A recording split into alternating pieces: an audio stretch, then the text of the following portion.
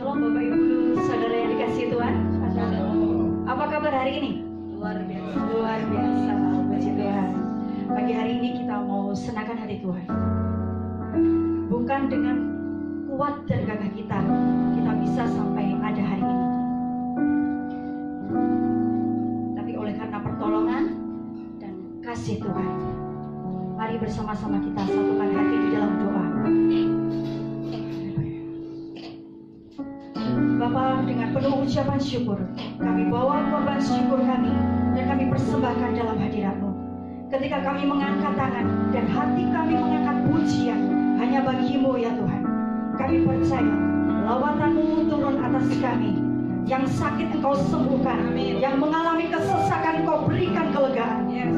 Dan kami percaya Tuhan, saat kami membuka bejana kami di hadapan-Mu, biarlah Roh-Mu memenuhi kami ya Tuhan Yesus. Kami percaya, kami persembahkan pujian dan sembah kami hanya di dalam nama Tuhan Yesus. Kami berdoa dan mengucap syukur. Haleluya. Amin.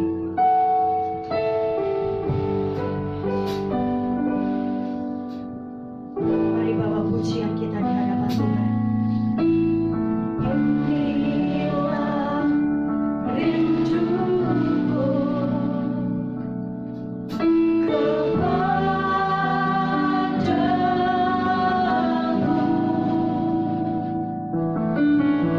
segenap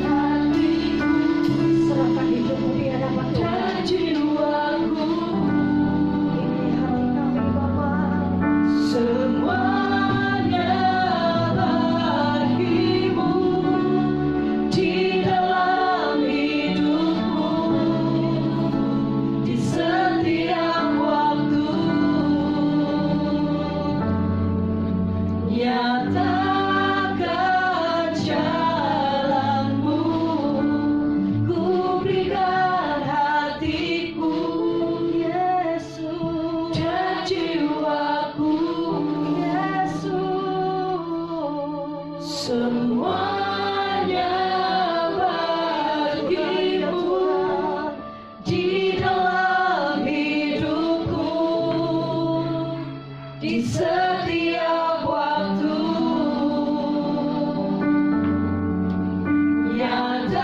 Nyatakan jalanmu,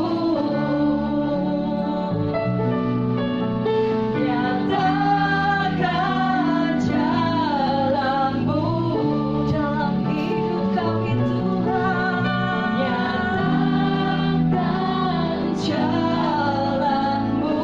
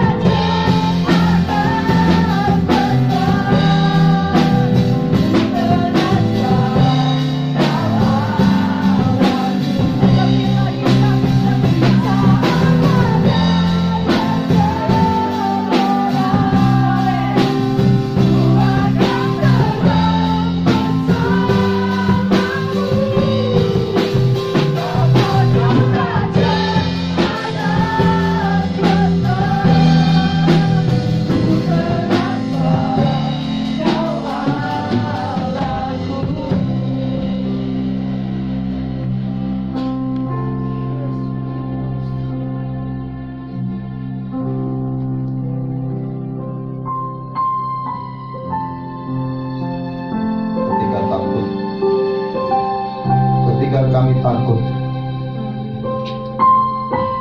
Telinga kami mendengar Engkau berkata, jangan takut.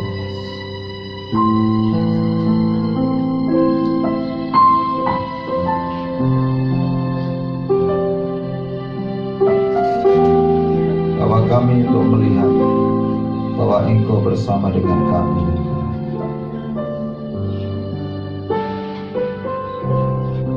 Dan bahwa mata kami melihat bahwa yang menyertai kami lebih banyak daripada yang menyertai mereka.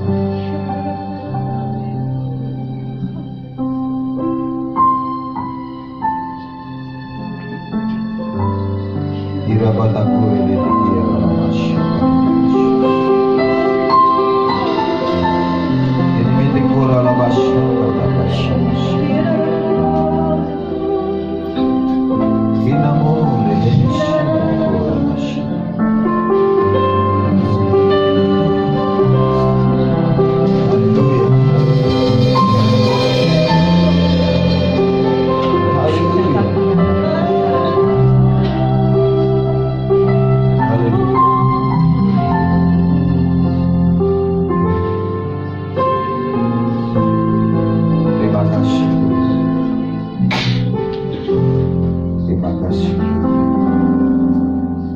Kami pengenalan akan Engkau. Beritahukan kepada kami hari ini apa rencana-Mu buat kami, apa rencana-Mu buat bangsa kami, bagi gereja-Mu di tempat ini dan bagi kota kami. Beritahukan kepada kami hari ini. Beri kami telinga untuk mendengar, hati untuk merespon dengan benar, dan beri kami kekuatan supaya kami dapat melangkah dan tangan kami dapat mengerjakan apa yang Tuhan mau dalam hidup kami, sehingga kami bukan menjadi orang-orang yang lumpuh. Kami hanya bisa melihat tetapi kami tidak bisa melakukan apapun. Bahkan kami bisa mendengar tapi kami tidak bisa bergerak kemanapun. Tapi biarlah hari ini kekuatan yang berlimpah-limpah yang datangnya dari Tuhan untuk memenuhi setiap hati dan setiap pikiran kami, sehingga hidup kami digerakkan oleh tujuan ilahi dalam hidup kami, bukan oleh ego kami, bukan oleh kesenangan kami, bukan oleh perasaan kami, tapi kami digerakkan oleh tujuan ilahi. Terima kasih Tuhan. Haleluya. Mari saudara buka hati saudara. Tanah yang berbatu-batu ketika ditaburi benih tidak akan tumbuh benih. Tanah yang penuh dengan onak duri ketika ditaburi benih, benih itu akan mati. Dia akan bertumbuh sebentar dan tidak akan berbuah, tidak pernah akan menikmati buah. Tanah yang di pinggir jalan ketika ditaburi benih, maka hanya burung-burung di udara yang akan makan benih itu. Mari siapkan hatimu menjadi tanah yang terbaik. Kami percaya Engkau ada di dalam kami dan kami ada di dalam Engkau. Kerajaan-Mu datang dan kehendak-Mu jadi. Dalam nama Tuhan Yesus Kristus. Haleluya. Semua berkata amin. Amin. Silakan duduk saudara. Amos pasal yang ke-9.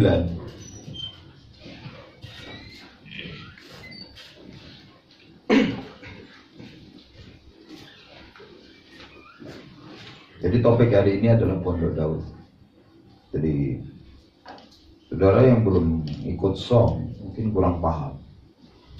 Jadi kalau ingin paham saudara mungkin ikut song ya. Di dalam Amos 9 ayat 11 sampai dengan 15 kita akan baca sama-sama.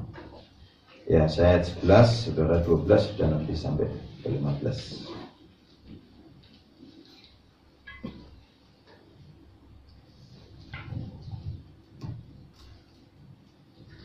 Pada hari itu aku akan mendirikan kembali pondok Daud yang telah roboh. Aku akan menutup pecahan dindingnya dan akan mendirikan kembali reruntuhannya. Aku akan membangunnya kembali seperti di zaman dahulu kala. 12. Supaya mereka menguasai sisa-sisa bangsa Edom dan segala bangsa yang sekutuku. Demikianlah kata Tuhan yang melakukan hal ini. Kurang semangat. Ulangi. 12. Supaya mereka menguasai sisa-sisa bangsa Edom dan segala bangsa yang disebut milikku. Demikianlah firman Tuhan yang melakukan hal ini. Sesungguhnya waktu akan datang, demikianlah firman Tuhan, bahwa pembajak akan tepat menyusul penuai, dan pengirik buah anggur penabur benih. Gunung-gunung akan meniriskan anggur baru, dan segala bukit akan kebanjiran. 14. Aku akan memulihkan kembali umatku Israel. Mereka akan membangun kota-kota yang berisi bagas dan minyak. Mereka akan menanami kebun-kebun anggur dan minum anggurnya. Mereka akan membuat kebun-kebun buah-buahan dan makan buahnya. 15 sama-sama. Maka aku akan menanam mereka di tanah mereka, dan mereka tidak akan dicabut lagi dari tanah yang telah kuberikan kepada mereka. Firman Tuhan Allahmu. Yang percaya katakan Amin. Amin. Saudara, apa sih yang dimaksud dengan pondok Daud? Ya. Pondok Daud atau pemulihan pondok Daud yang Tuhan mau, karena di sini dikatakan pada hari itu aku akan mendirikan kembali pondok Daud yang telah roboh. Saudara, gereja ini mengalami yang namanya masa kelam itu setelah berada di puncak, yaitu ketika gereja menguasai kekaisaran Romawi. Itu kegelapan gereja, karena tradisi mulai masuk, ya, api asing masuk, bahkan sinkritisme masuk, dan dewa-dewi mereka dimasukkan sebagai santo-santo. Saudara, hari-hari terakhir ini juga sama. Pemulihan mulai terjadi fase demi fase, tetapi saudara, sekarang gereja mulai terjebak dengan apa ya lagi? Liturgi. Ibadah itu jam sekian sampai jam sekian. PW itu jam sekian sampai jam sekian. Khotbah itu ya sekian. Mulai dibatasi oleh aturan-aturan, saudara. Artinya gereja itu kurang kehilangan relationship-nya. Padahal Tuhan mau bahwa Tuhan itu, orang percaya itu memiliki yang namanya hubungan dengan Dia. Sama seperti ketika di Taman Eden, Tuhan bisa bicara dan Adam Hawa bisa mendengar. Dan kegagalan banyak orang Kristen ini adalah berhenti dan stuck. Tuhan ingin bahwa kita ini punya yang namanya relationship, komunikasi, punya hubungan dengan Tuhan. Jadi ketika gereja akhirnya kembali kepada tradisi, ya ibadah itu jam sekian sampai jam sekian, ya. Kemudian yang penting aku ini sudah hari Minggu ke gereja, dan mereka menganggap dirinya orang Kristen.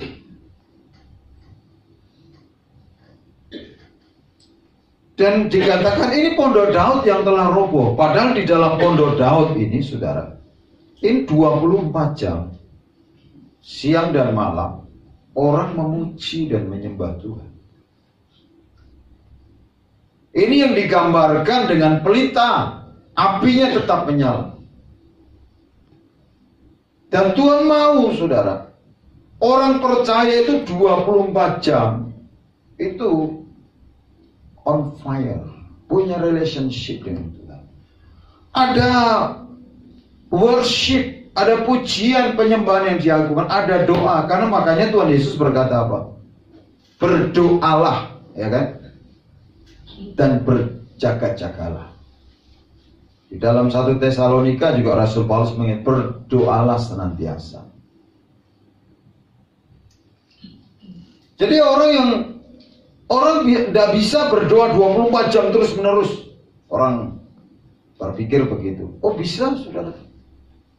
Orang yang sudah dibaptis Roh Kudus, yang penuh Roh Kudus, dia tetap bisa melakukan segala aktivitas, tetapi hatinya connect dengan Tuhan.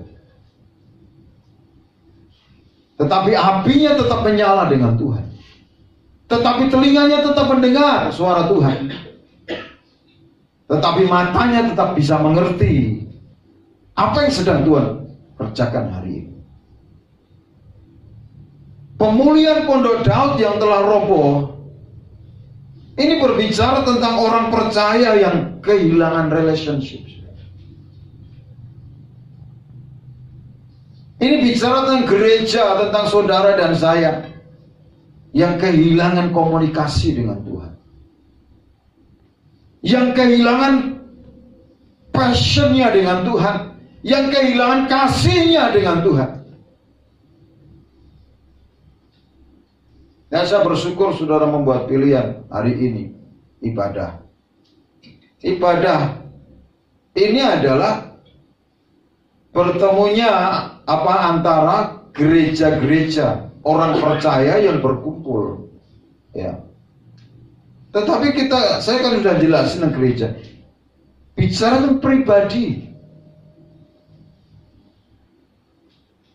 Saudara ketika kemarin tidak ibadah, saudara, atau hari-hari Sabtu, Jumat, itu ngapain aja? Katanya.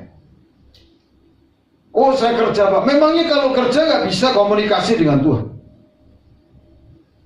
Nah ini sebenarnya yang jadi masalah, saudara. Kenapa hanya hari Minggu orang dicas? Ketika didoakan dicas. Mestinya saudara, relationship ini kan api, ini dijaga untuk tetap menyala. Sama seperti ya hubungan suami istri. Bagaimana untuk memelihara cintanya itu tetap menyala? Masa ketemu suaminya atau istrinya hanya seminggu sekali? Kekristenan ini adalah bicara tentang mempelai yang ketemu mempelai. Bicara tentang hamba yang ketemu dengan tuannya.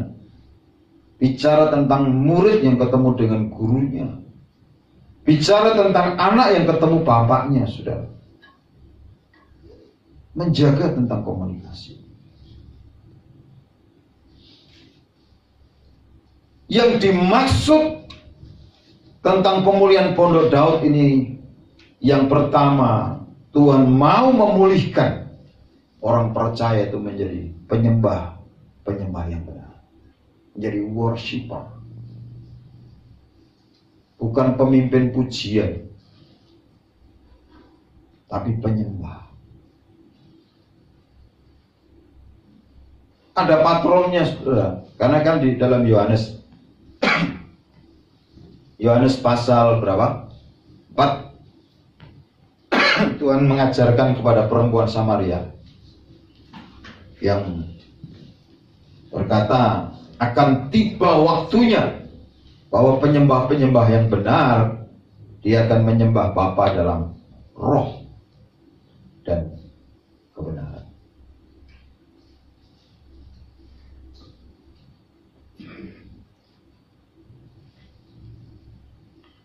Kita buka juga di dalam Wahyu pasal 4. Ini patron di surga, saudara.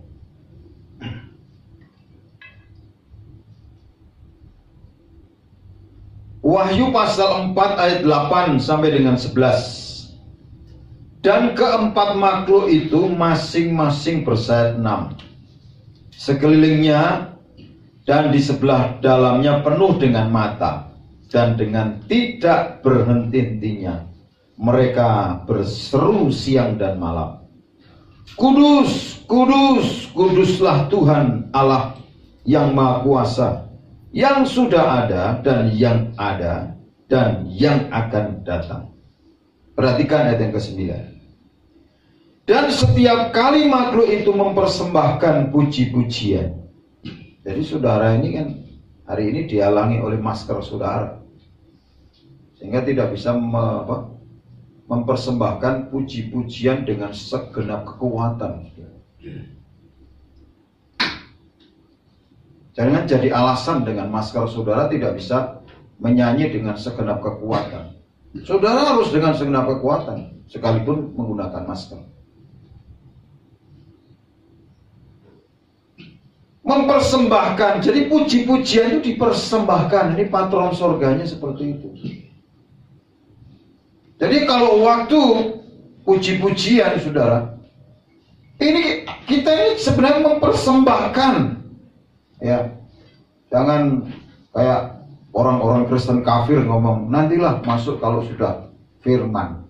Nah, orang-orang seperti ini golongan kafir, saudara. Tidak mau mempersembahkan, maunya hanya nerima firman, loh, saudara. Ini kan kalau cara pandang seperti ini kan kacau, saudara. Mestinya kan ini namanya hubungan itu kan apa, take and give, ya kan, memberi dan menerima. Jadi puji-pujian ini dipersembahkan kepada Tuhan.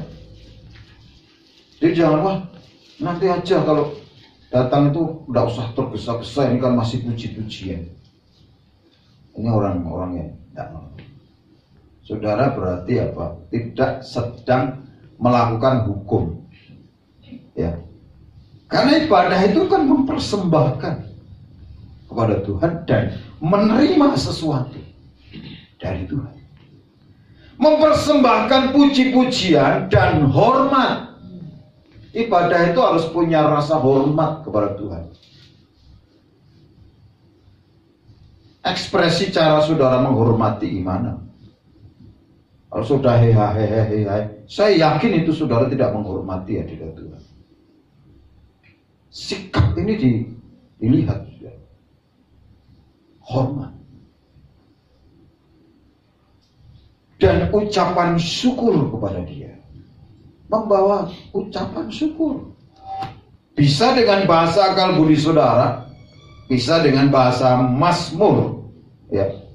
Dengan bahasa mazmur, bahasa roh, dengan bahasa mazmur, dengan bermazmur, saudara. Di sini, saudara, ucapan syukur bisa diwujudkan dengan apa? Harta saudara. Karena saudara mengucap syukur. Makanya saudara, orang-orang itu bisa mempersembahkan hartanya. Itu karena apa? Itu sebagai ungkapan syukur kepada Tuhan. Bahkan banyak orang karena sebuah tradisi aja lah. Aku dari dulu mangewu terus, saudara. Bukan, ini sebagai ungkapan rasa syukur. Ini kan harus mesti keluar dari hatinya. Saudara mau mempersembahkan sesuatu itu kan bertanya, saudara. Nanti mulai minggu depan tidak ada ngedarin. Biar di bawah. Saya ingin ajar saudara untuk bisa mengucap syukur. Terserah. Jadi tidak menghalangi kalau memang saudara tidak mau membawa persembahan secara apa. Tidak apa-apa, saudara. Sukarela aja. Itu karena apa? Ini korban. Jadi bertanya sama Tuhan, punya waktu. Setelah kita bicara tentang ya menerima pesan Tuhan, menerima firman, saudara mulai melakukan gitu. Jadi bisa mengurangi waktu ibadah, saudara. Nanti kotaknya ditaruh di bawah, ada amplop di situ. Ya, saya kan beri kemerdekaan buat saudara. Biar tidak ada yang mudahin, ya. Kita waktu di hotel kan pada maju, ya saudara. Ini kan tidak bisa sudah bebas. Jadi saudara, ini kan apa, harta itu kan hanya bagian ekspresi saja, saudara. Dan itu sesuai dengan apa? Kapasitas masing-masing. Bukan itu sebagai apa? Sebagai kolek ya. Orang sama begini-begini ya. Kamu begini, segini. Ya. Tapi itu sesuai kapasitas. Makanya Tuhan kan berkata janda ini memberi lebih banyak dari orang kaya. Karena apa? Ini sesuai kapasitas. Tuhan tuh melihat orang kaya itu punya kapasitas mempersembahkan yang besar, ya. Janda ini mempersembahkan kapasitas semuanya dia punya. Maka Tuhan ngomong lebih besar punya janda ini. Itu sesuai kapasitas. Jadi ekspresi saja sudah. Jadi jangan sebagai paksaan atau ekspresi. Saya akan membawa saudara untuk masuk di level worshiper ini. Maka tersungkurlah ke-24 tua-tua itu di hadapan dia yang duduk di atas tahta itu. Dan mereka menyembah dia yang hidup sampai selama-lamanya. Dan mereka melemparkan mahkotanya di hadapan tahta itu. Jadi mahkota ini bicara tentang apa? Ya, kehormatannya, tentang apa yang pride-nya dia ya, dilemparkan. Kalau di hadapan Tuhan tidak ada yang bisa disombongkan. Ya Tuhan dan Allah kami, Engkau layak menerima puji-pujian dan hormat dan kuasa, sebab Engkau telah menciptakan segala sesuatu, dan oleh karena kehendak-Mu semuanya itu ada dan diciptakan. Ini patronnya di surga. Jadi ibadah itu mempersembahkan puji-pujian, punya rasa hormat, respect yang benar. Kenapa orang-orang Israel takut? Ya? Kenapa? Dia dari budak tidak bisa menghormati Tuhan. Takut mati di hadirat Tuhan. Nah saudara, mungkin di dalam perjanjian baru orang tidak mati secara fisik, tapi berkatnya macet ya. Apa yang diusahakan mati semua. Tidak ada tumbuh benih yang ditabur. Nah ini saudara perlu respect. Saudara kalau ibadah itu menghormati Tuhan juga. Kalau saudara pengenalan saudara Tuhan itu jauh ya saudara seperti itulah pengenalan saudara akan terima. Kalau saudara menganggap saudara itu ketika ibadah itu datang kepada Bapa, saudara kan punya rasa hormat. Kecuali saudara dalam secara fisik tidak menghormati bapak saudara. Saudara pemberontak sama anak yang berontak orang tuanya, susah. Makanya seringkali ya saudara, ya respect seseorang itu kan dipengaruhi oleh latar belakang seseorang. Tapi mari kita semua lemparkan mahkota kalau di hadapan Tuhan. Lemparkan HP saudara kalau tidak dipakai untuk baca firman. Yang kedua, itu memulihkan orang percaya menjadi prajurit Kristus. Bukan hanya menjadi worshiper, penyembah. Yang saya ngelatih anak-anak di sini, ya, itu minimal semua 1 jam. Makanya tak uji sekian waktu. Kalau tidak bisa masuk hadirat Tuhan, berarti salah dia. Tidak ketemu Tuhan ketika itu. Karena apa? Ini restorasi. 24 jam berdoa, ngambil waktu 1 jam, 2 jam. Kalau tidak kenal dengan Tuhan, tidak ada getah hidupnya Tuhan yang nyangkut di dalam dirinya, gimana?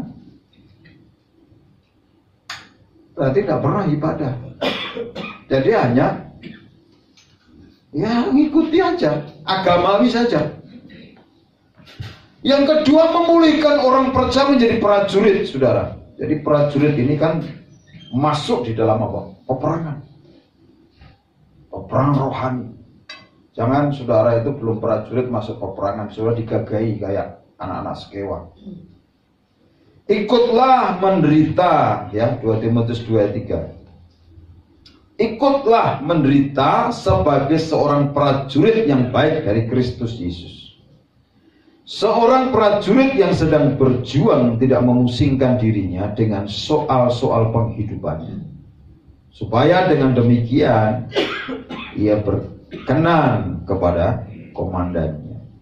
Jadi Tuhan ingin, ya, gereja Tuhan itu menjadi laskar-laskar Kristus, prajurit Kristus yang berkemenangan. Saudara ini selama ini ngadepi masalah kalah atau menang. Ya, kalahan. Orang kok kalahan? Ini masalah ini kalah, ini kalah, ini kalah, kalah terus.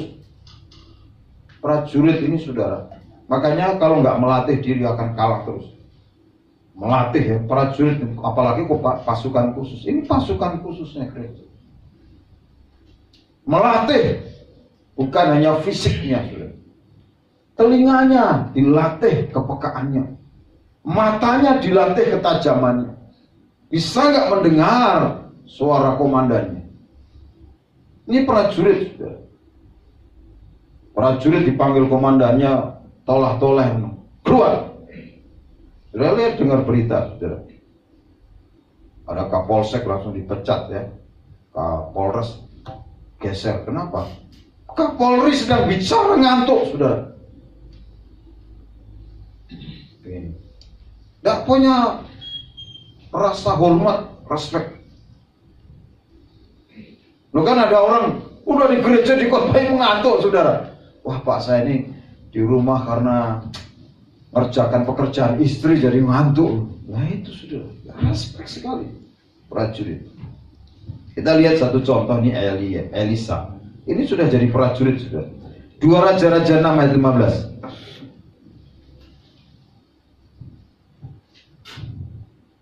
Apa yang dilakukan sebagai seorang prajurit? Ya, ini penting, saudara. 2 Raja-Raja 6 dari ayat 8, ya. Itu topiknya adalah tindakan Elisa dalam peperangan melawan Aram. Ini respect. Apa yang dilakukan oleh seorang prajurit ketika sedang dalam peperangan? Hari-hari ini sedang peperangan rohani hebat, saudara.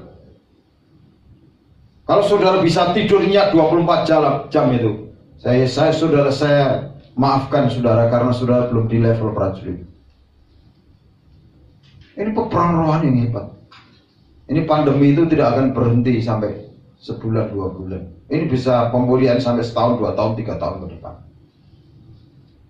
Seorang prajurit ini harus ngerti apa yang dilakukan. Apa yang dilakukan Elisa ketika mengalami lockdown, saudara? Ya.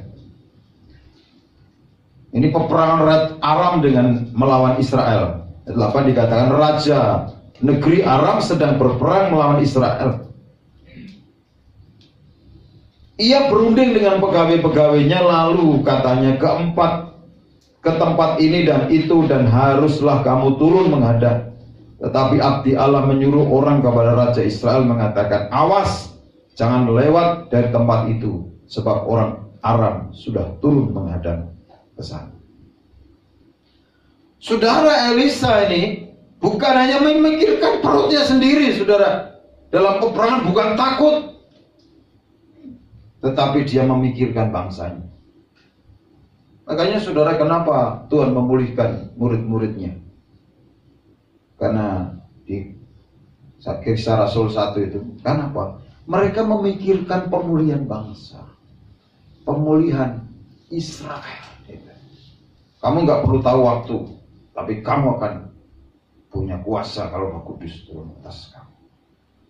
Saudara, hari-hari ini waktunya kita berdoa buat bangsa, buat pemimpin-pemimpin negeri ini.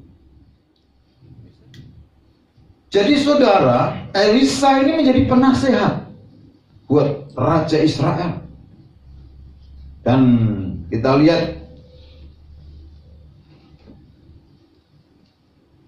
ketika Raja Aram tahu bahwa Elisa ini terlibat, saudara, dia kirim pasukannya untuk kepung dia.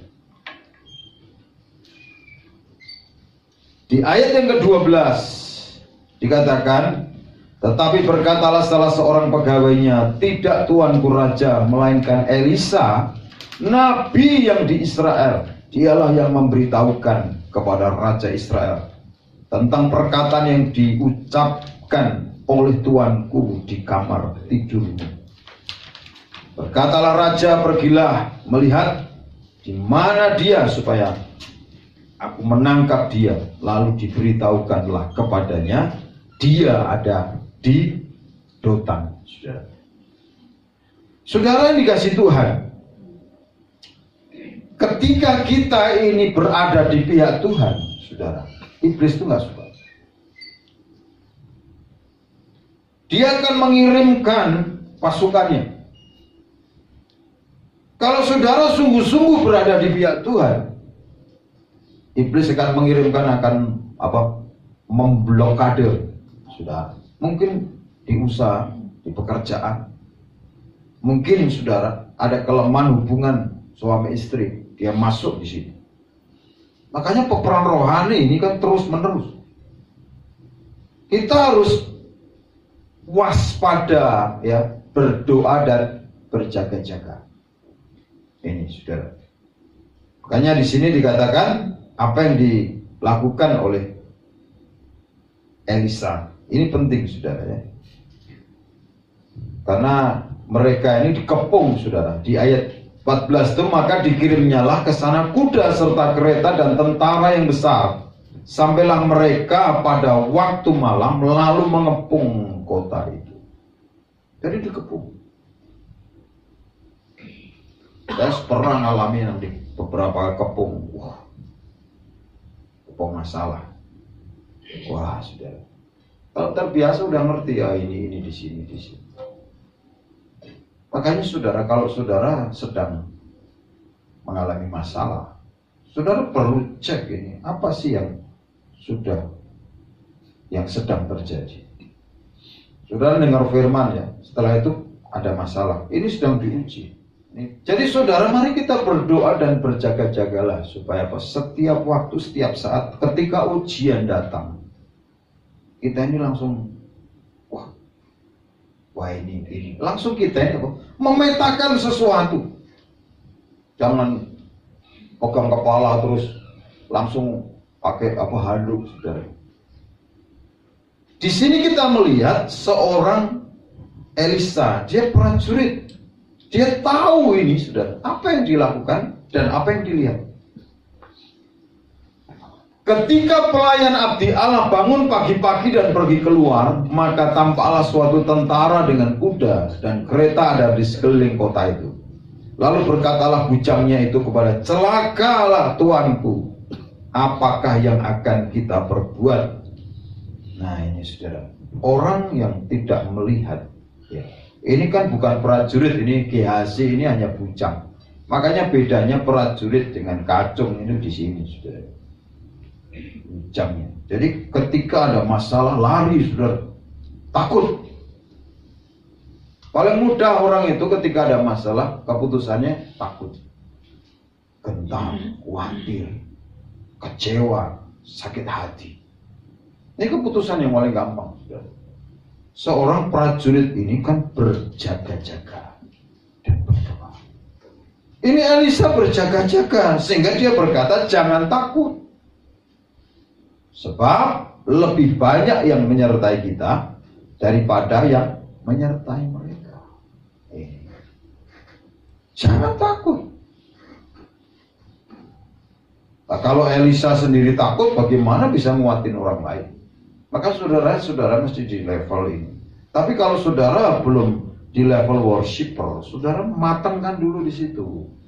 Saudara nanti next levelnya ada di sini, di prajurit. Karena prajurit ini kan saudara yang penting itu telinga, mata.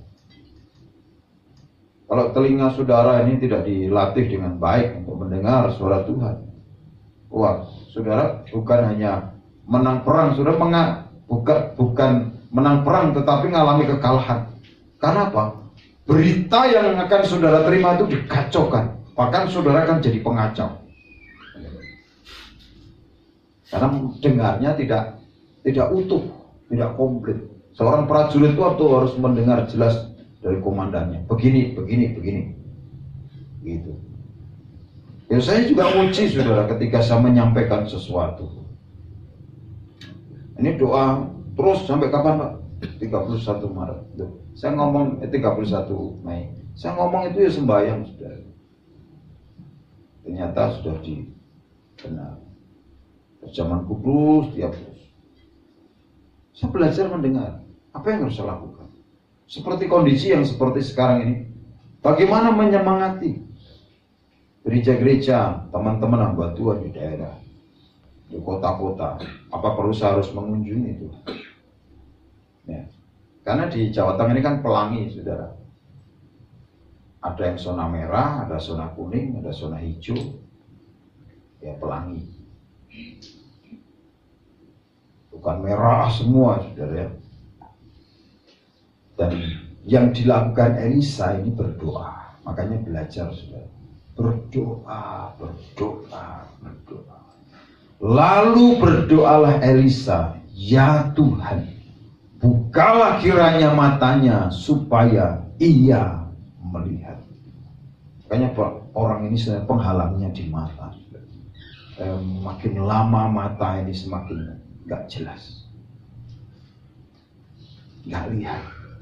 Orang kalau stres, ya, orang itu kalau takut, itu apa? Keputusan itu kan, wah kacau, saudara. Kalau hatinya kacau, hati sedang galau, sedang gelap, saudara.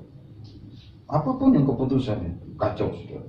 Makanya apa? Ini penghalang di matanya, sehingga Elisa berdoa. Ini yang dilakukan oleh Elisa. Dikuatkan orang-orang di sebelahnya. Berdoa. Makanya kemarin dari Jumat ya, ini berdoa buat semua jemaat supaya matanya ini dijelekkan. Ini bukan masalah GHC Tuhan, ini masalah kami jemaat di tempat ini. Ini masalah pelayan-pelayan yang belum lihat sesuatu. Ini kan masalah. Makanya sudah kalau dengar firman ini ya, ini bukan masalahnya GHC, masalah saudara. Gak bisa melihat dengan benar, hanya melihat sisi baik di diri sendiri, bukan melihat yang benar dari sisinya Tuhan. Dan kita lihat saudara, Elisa ini terus mengawal saudara. Bahkan akhirnya apa? Ketika selanjutnya itu membawa prajurit-prajurit yang ngepung ini kepada raja, dan dia selesaikan dengan makan, saudara, bukan dibunuh. Nah ini saudara. Makanya saudara, mari kita belajar dari Elisa ini menjadi prajurit. Jadi tahu apa yang harus dilakukan. Hari-hari ini mesti tahu apa yang harus dilakukan. Kalau saudara nggak tahu, sembahyang, berdoa. Berdoa saja. Karena apa saudara? Kalau saudara tanya sama saya, ya, bisa jadi nggak tepat. Ya bisa, kalanya tepat. Saya juga harus berdoa masalahnya saudara. Makanya saya kan melatih orang sekolah doa, supaya punya apa? Komunikasi sendiri dengan Tuhan. Punya pengenalan akan Tuhan. Bukan dikit-dikit tanya, saudara. Itu orang kesasar, saudara. Makanya belajar saudara kita ini jadi orang percaya dipulihkan. Tuhan mau. Bukan hanya jadi penyembah ya, bahasa roh. Dari dulu sampai sekarang kok taunya bahasa roh, saudara masih paham betul ya? Bahasa roh itu kan awal saja. Awal orang dibaptis Roh Kudus. Penuh Roh Kudus itu diawali baptisan Roh Kudus. Tapi apakah cukup selesai? Tuhan bilang kamu ini bergerak. Yerusalem, Yudea, Samaria, ujung bumi. Bukan Yerusalem terus. Bahasa roh ya. Itu kelas awal saudara. Ada orang karismatik bahasa roh terus. Tapi nggak bergerak, saudara. Tuhan mau ya, saudara. Kita ini bergerak. Jadi dari worshiper menjadi prajurit. Berarti seorang warrior. Ya. Sebagai seorang prajurit. Dari worshiper ke warrior. Ini penting, saudara. Makanya Elisa bisa menawan tentara-tentara yang ngepung dia. Kenapa? Dia berfungsi sebagai prajurit. Ditawar, ditaklukkan Aram. Makanya kisah ini berakhir kan happy ending. Dan ketika raja tanya, kita bunuh? Enggak, jangan. Jangan ini dibunuh, kasih makan. Kasih makan. Saudara hari ini sudah memberi makan berapa orang? Nah ini saudara. Mulut saudara sendiri atau banyak mulut yang sudah kasih makan. Saudara bisa memberi makan orang lain. Ada orang-orang yang lapar, kasih makan. Jangan settingan, saudara. Ya. Orang Kristen settingan itu, saudara. Itu agama. Euforia. Kalau lagi booming begini, wah ikut-ikutan, saudara. Kita ini belajar konstan. Saya ini juga belajar kan gereja ini konstan. Ketika pelayanan gerbang ini konstan, terus, continue, terus. Itu, saudara. Jangan settingan. Orang settingan itu kan kayak pemain sandiwara, saudara. Pemain ketoprak, pemain drama, saudara. Ya, karena kalau sedang disuruh peran ini, ya berperan. Kalau enggak, ya enggak. Kita ini harus jadi surat Kristus yang terbuka. Ya kita ini ya begini. Diri saudara jangan jadi orang settingan, saudara. Konstan. Kita mesti naik. Komitmen ya komitmen gitu. Jadi situasional, kan ada banyak orang itu komitmen setiap situasional. Hatinya lagi baik ya. Konstan. Kita ini apa? Terikat oleh janji. Terikat oleh perkataan kita, terikat oleh keputusan kita. Terikat oleh hukum yang tidak tertulis di loh batu. Di batu, tapi di loh hati. Kalau Tuhan sudah menaruh sesuatu untuk dilakukan, lakukan itu. Saudara, apapun badai sekalipun, taruh di hati, sudah ditulis sama Tuhan. Kamu kerjakan ini, kamu lakukan begini. Situasi tergantung situasi. Ini orang settingan, saudara. Saudara tidak akan dapat upahnya di surga. Kenapa? Ini settingan, saudara. Pemain watak, pemain drama, pemain itu karena apa? Ada upahnya. Itu bukan gaya hidupnya, saudara. Sebagai suami yang bertanggung jawab, ya kan? Kan banyak bintang-bintang film itu berperan sebagai suami yang bertanggung jawab. Tapi ketika di luar perannya, saudara, kebalikannya, saudara. Dan kita akan lihat yang kedua, ya. Tadi kita belajar yang pertama itu, apakah maksud pemulihan pondok Daud. Tadi yang pertama, dari poin yang pertama adalah memulihkan orang percaya sehingga menjadi worshiper. Yang kedua, memulihkan orang percaya sehingga menjadi warrior, prajurit. Kita lihat yang kedua, dampak pemulihan pondok Daud itu adalah penuaian jiwa-jiwa. Karena tadi dikatakan di dalam Amos 9.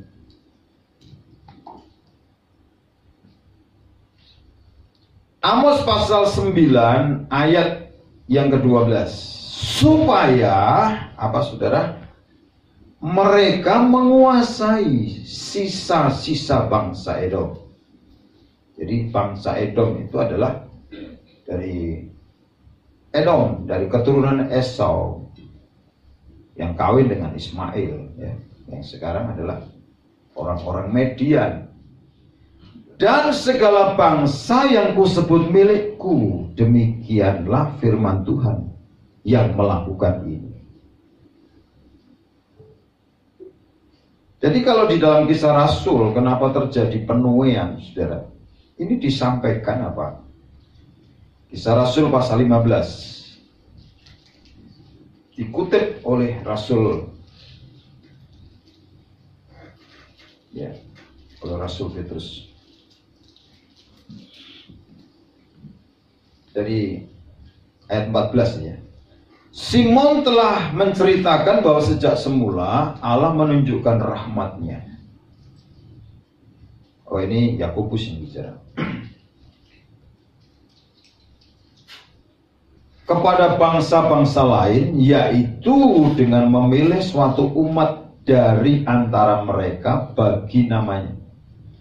Hal itu sesuai dengan ucapan-ucapan para nabi seperti yang tertulis. Kemudian aku akan kembali dan membangunkan kembali pondok Daud yang telah roboh. Dan reruntuhannya akan kubangun kembali dan akan kuteguhkan, supaya, perhatikan, semua orang lain mencari Tuhan. Tadi dikatakan apa? Sisa keturunan Edom. Semua orang lain mencari Tuhan. Jadi termasuk saudara dan saya ini adalah bangsa-bangsa lain, ya, orang lain yang menerima kasih karunia, ya, sehingga kita ini apa? Mencari Tuhan. Dan segala bangsa yang tidak mengenal Allah yang kusebut milikku, demikianlah firman Tuhan yang melakukan semuanya. Jadi penuhan jiwa-jiwa ini, saudara. Ini Tuhan berkata, segala bangsa yang tidak mengenal.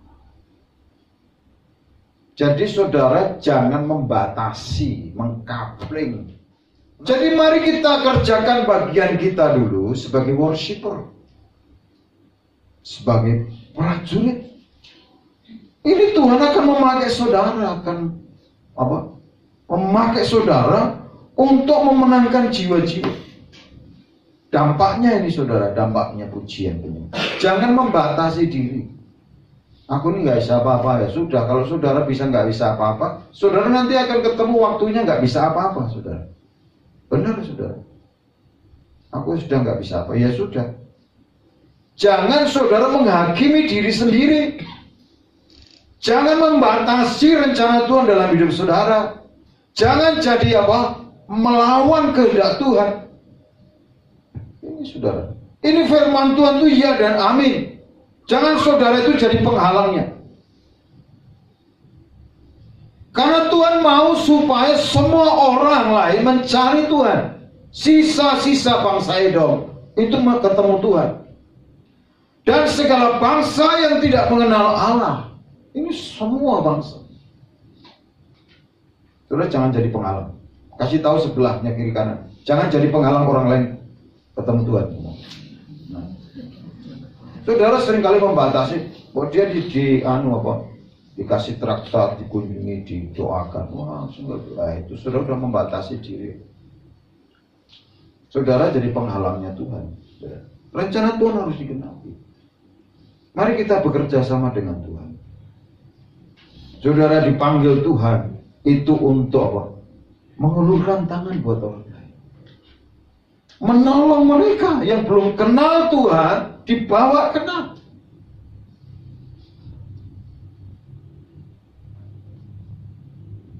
Jangan malah biarin aja Pak, dia kesasar-sasar. Coba saudara itu jadi apa? Jadi roti yang terpecah. Jadi anggur yang tercurah buat orang lain. Perkenalkan Kristus melalui apa? Tindakan saudara. Melalui uluran tangan saudara. Melalui kasih yang diwujudkan. Jadikan apa? Jembatan. Perbuatan baik itu jembatan untuk menyelamatkan orang. Jangan saudara sendiri terjebak yang perbuatan baik orang itu hanya saudara terjebak perbuatan baik. Makanya mari saudara hari-hari ini panggilan saya dan saudara. Karena Tuhan berkata apa? Di ayat 13 tadi, sesungguhnya waktu akan datang. Waktu akan datang. Kita jangan berkata, oh masih lama. Oh saudara, sebentar aja ini sudah Tuhan segera datang. Ini penuaian. Makanya di sini dikatakan firman Tuhan bahwa pembajak akan tepat menyusul penuaian. Jadi nanti kewalahan ketika terjadi penuaian jiwa-jiwa. Mari saudara di level pertama, jadilah worshiper. Nanti sudah ketika prajurit, sudah akan dibawa perang.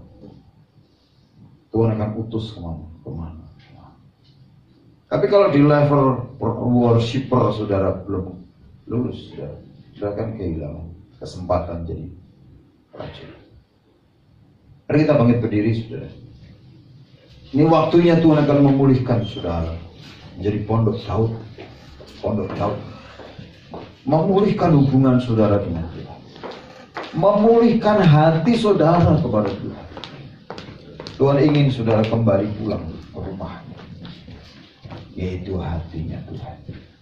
Haleluya.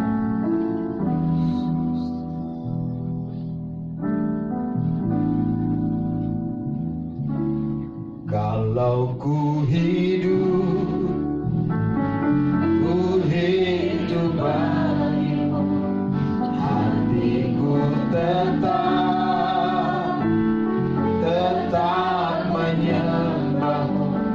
Dunia tak bisa menjauhkanku dari kasih-Mu.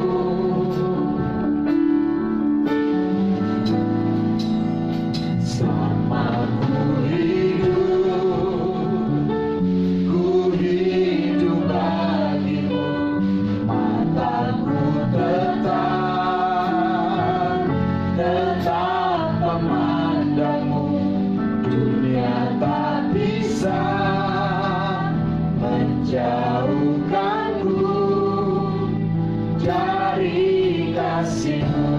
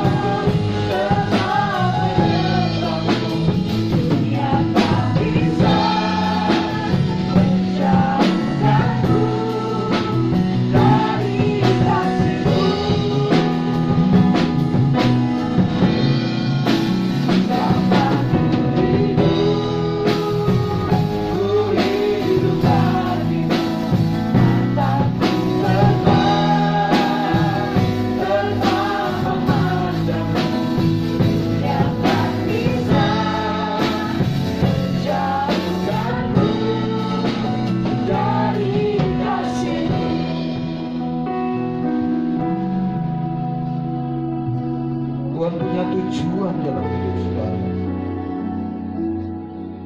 Haleluya.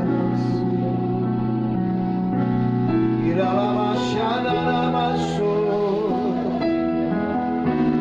Singlaya senama Yesus.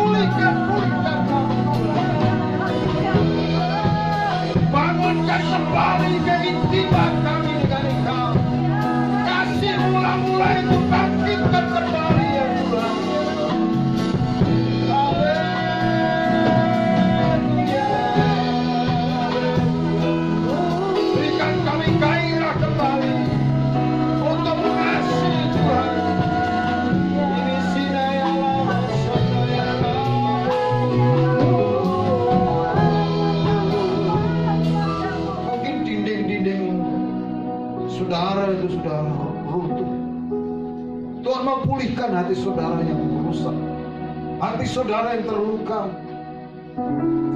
supaya dipulihkan kembali, sehingga ada passion, ada gairah mengasihi Tuhan.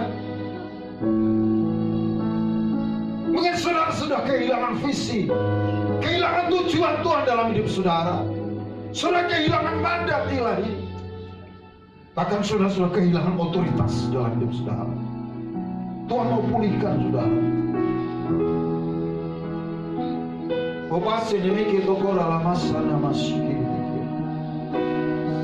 Mari jangan keluh kesah yang keluar dari hidupmu.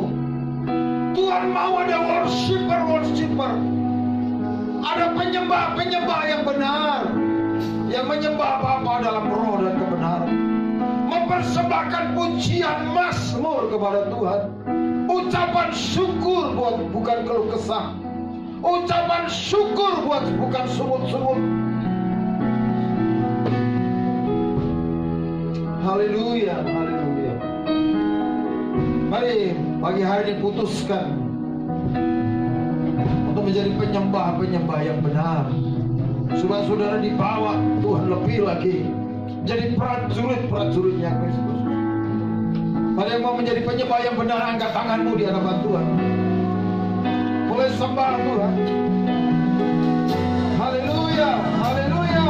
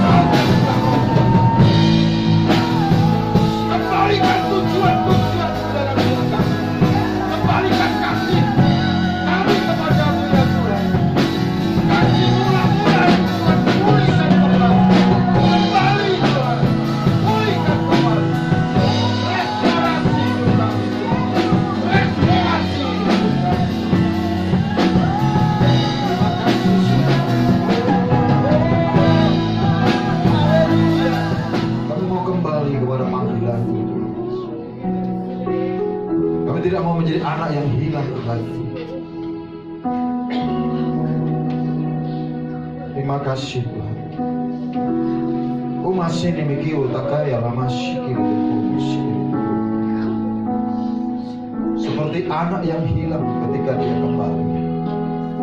Tuhan memberikan, bapaknya itu memberikan kasut yang baru, jubah yang baru, dan cincin meterai. Artinya dia kembali kepada panggilan sebagai anak, perannya sebagai anak. Dan ini hari-hari ini Tuhan sedang kerjakan dalam hidup kita, sedang kerjakan bagi gerejanya. Oh Ramashiki, karena Tuhan mau lahir prajurit-prajurit Kristus. Dia warrior-warrior, orang-orang yang taat dan melakukan apa yang menjadi kehendaknya di akhir zaman ini. Terima kasih Tuhan. Kami bersyukur pagi hari ini Engkau mengembalikan mandat itu kepada kami. Engkau memulihkan keadaan kami. Engkau memberikan kami jubah yang baru, cincin meterai, kuasa itu. Engkau memberikan kepada kami mata yang tajam untuk melihat, telinga untuk mendengar, untuk berbicara. Terima kasih Tuhan, terima kasih.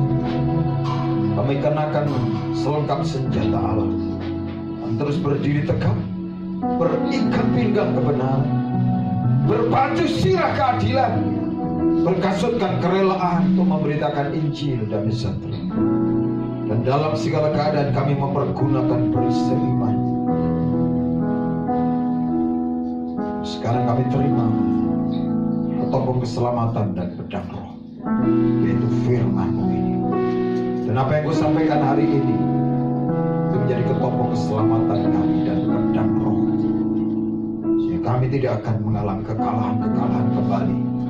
tapi kami akan menjadi prajurit-prajurit Kristus yang berkemenangan di dalam segala area pertempuran kami. Terima kasih Bapa. Segala hormat, pujian, kemuliaan bagimu dalam nama Tuhan Yesus Kristus. Haleluya. Mari kita semua yang percaya katakan amin. Amin. Silakan duduk, saudara, kita akan mendengar Betanius.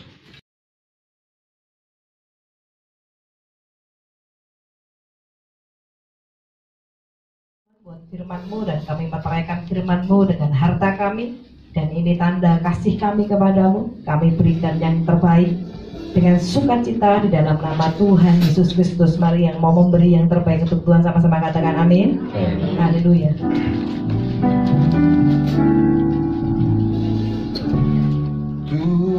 Tuhanku,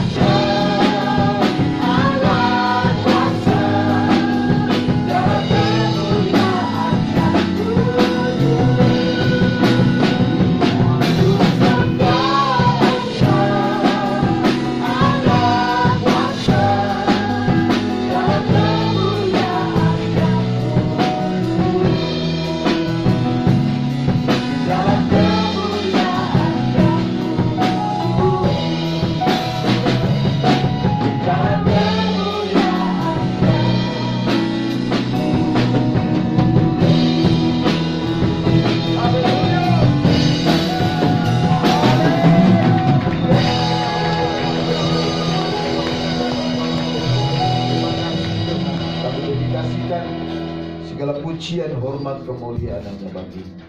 Dan bersyukur buat hari ini Tuhan membawa kembali kepada destiny kami, jadi worshiper dan warrior. Kau memulihkan kembali pondok Daud yang telah roboh. Terima kasih Bapa, terima kasih Tuhan. Tidak lupa berdoa untuk ibadah sebentar sore. Tuhan berkati rekan-rekan jemaat yang tidak hadir ibadah pagi ini, bawa mereka ibadah sebentar sore dan juga ibadah streaming hari Senin. Terima kasih Bapak untuk teman-teman, rekan-rekan sekerja, rekan-rekan sepelayanan. Tuhan berkati, karena kami percaya setiap jerih lelah di dalam Engkau tidak pernah sia-sia. Engkau akan melimpah segala kebaikan dengan segala kebaikan-Mu. Terima kasih Bapak, kami bersyukur buat panggilan-Mu bagi kami untuk menjadi rumah doa bagi segala bangsa, menjadi rumah mujizat, sehingga kami mengalami mujizat itu setiap hari, dan rumah kabar baik bagi semua orang. Dan sebelum kami pulang, kami minta Tuhan berkati kami semua. Mari Bapak Ibu Saudara angkat kedua belah tangan dan arahkan hatimu kepada Tuhan, sebab Dialah yang akan menggenapi semua yang menjadi keinginan Tuhan itu dalam hidup. Maka sekarang terimalah berkat, anugerah, damai sejahtera yang berlimpah-limpah dari Bapa di surga, kasih karunia dan kasih sayang Tuhan Yesus Kristus yang telah Dia buktikan dengan mencurahkan darahnya di kayu salib, supaya semua berkat yang dijanjikan kepada Abraham, kepada Ishak dan Israel itu digenapkan dalam hidupmu, keluarga rumah tanggamu, usaha pekerjaan, studi kuliah pelayananmu, dan Tuhan membuatmu berhasil, berkelimpahan dan berkemenangan. Jangan seorang pun takut gentar, tetapi percayalah, Roh Kudus menyertai kita semua mulai hari ini bahkan sampai selama-lamanya, sampai Maranatha, Tuhan datang kembali dan menjemput kita semua masuk dalam kemuliaan kekal. Haleluya. Semua yang percaya diberkati siap jadi berkat sama-sama, berkata Amin. amin. Selamat hari Minggu, Tuhan berkati.